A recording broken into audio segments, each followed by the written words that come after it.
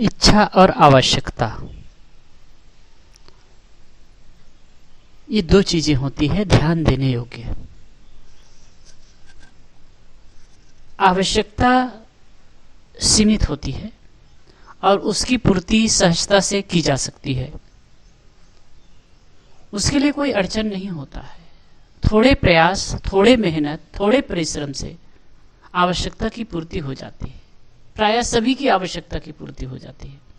और जो आवश्यकता जितनी गहरी होती है, जिसके बिना हम जी नहीं सकते, वो बहुत ही सहजता से, कम प्रयास से उपलब्ध हो जाती है।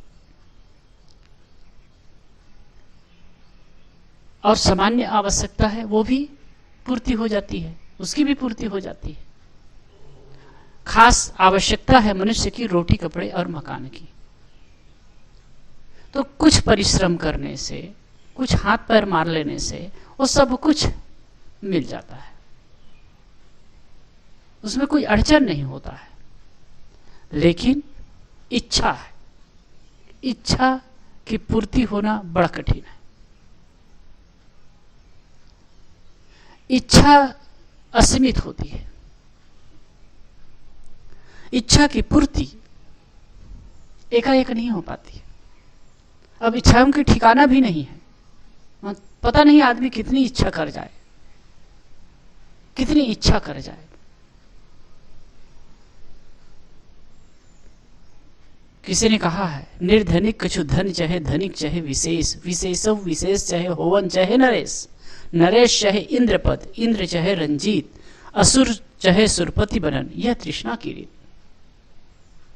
पूरन साहब ने ही कहा है। और भी कहा है, जो 10 20 50 भय सत होय, 1000 तो लाख मंगेगी, कोटि अरब खरब असंख्य, पृथ्वीपति होने की चाह जगेगी, सुंदर एक संतोष बिना, सठ तेरी तो भूख कभी न पकेगी।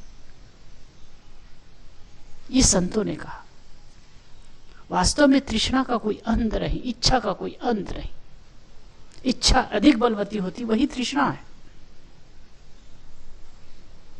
तो आवश्यकता की पूर्ति तो सहजता से की जा सकती है, सहजता से हो जाती है, लेकिन इच्छा की पूर्ति बड़ी कठिन होती है। हम जितनी जितनी इच्छा बढ़ाते जाएंगे, जितनी हमारी इच्छा बढ़ती जाएगी, उतना ही हम दुखी होंगे, परेशान होंगे, संतप्त होंगे, बेचैन होंगे, मानसिक रूप से अस्वस्थ होंगे। इसलिए इच्छाओं को की पूर्ति नहीं होती है, इस चीज को समझना है। इच्छाओं की पूर्ति नहीं होती है, इच्छाओं का शमन किया जा सकता है। आवश्यकताओं की पूर्ति होती है, इच्छाओं का शमन किया जाता है।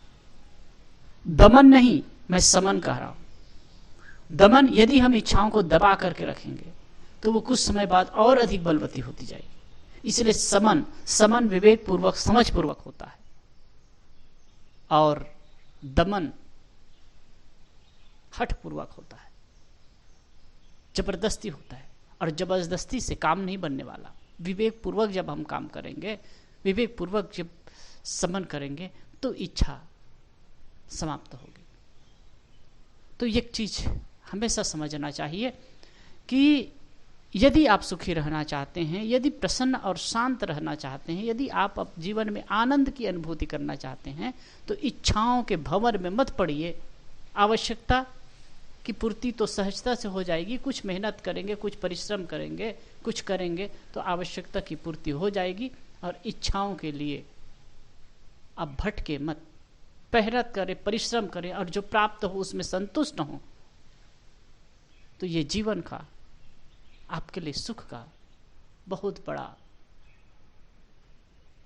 एक रास्ता है, और आप इस रास्ते पर ही चल करके सुखी हो सकते हैं। धन्यवाद साहेब बंदगी।